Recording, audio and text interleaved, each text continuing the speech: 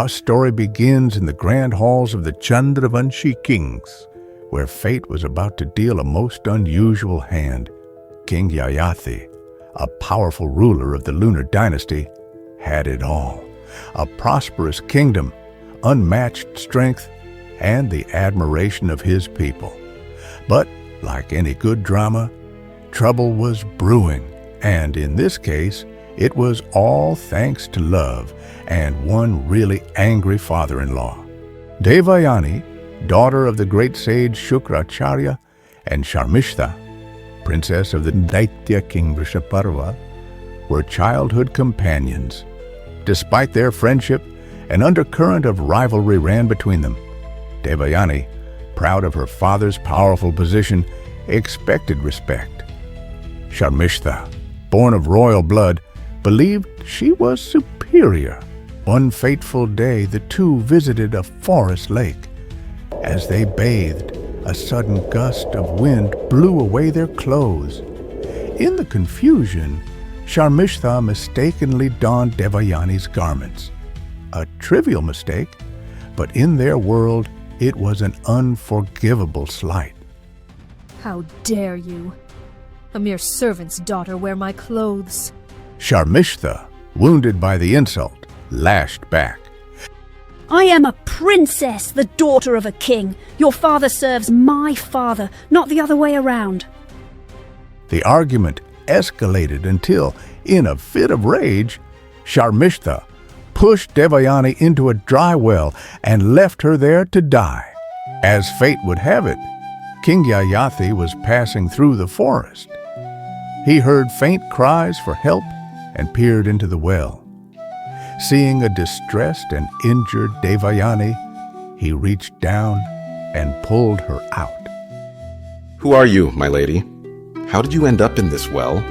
Devayani, swallowing her pride, told him her story, and she had a request to make of the king. O king, you have touched me and saved my life. By sacred duty, you're now bound to marry me. Yayathi, taken aback, declined, stating he could not marry without her father's consent. Devayani agreed and returned to her father, Shukracharya. Upon hearing of his daughter's humiliation, Shukracharya was furious. He stormed into King Vrishaparva's court and declared, "Your daughter has insulted and harmed mine. If you do not act, I shall withdraw my guidance from the Asuras." Since Shukracharya was the guru of the Asuras, the demons, Vrishaparva, the Demon King, could not afford to lose the sage's divine wisdom. Witnessing her father's predicament, Sharmishta agreed to become Devayani's personal maidservant as punishment. In time, King Yayati and Devayani fell in love. Following tradition, the king formally asked for her hand from her father, Shukracharya.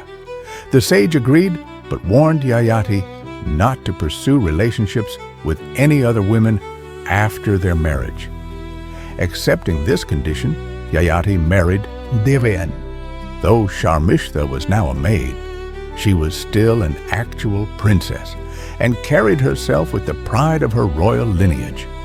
One day, when she encountered King Yayathi alone, she boldly sought an affair with him. Yayathi, loyal to his wife and fearful of her father's wrath, initially resisted her advances. However, Sharmishta was determined and refused to be denied. I am a princess too. You should grant me the status of your wife. Sharmishta persuaded the king that it was his responsibility and dharma to fulfill the needs of his people, expressing her deep desperation to have a child. Captivated by her beauty and charm, the king secretly married her, despite his fear of his wife's anger and his father-in-law's wrath.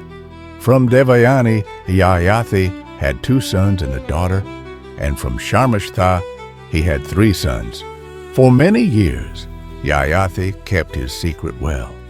But one day, Devayani realized the truth.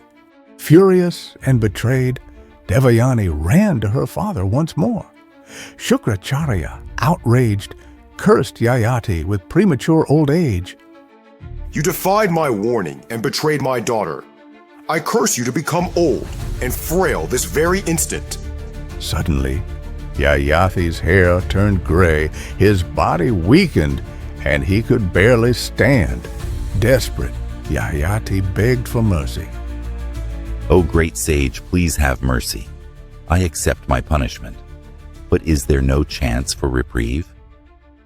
Shukracharya proclaimed that if any of Yayathi's sons were willing to take on his old age, the king would be granted the gift of youth once more.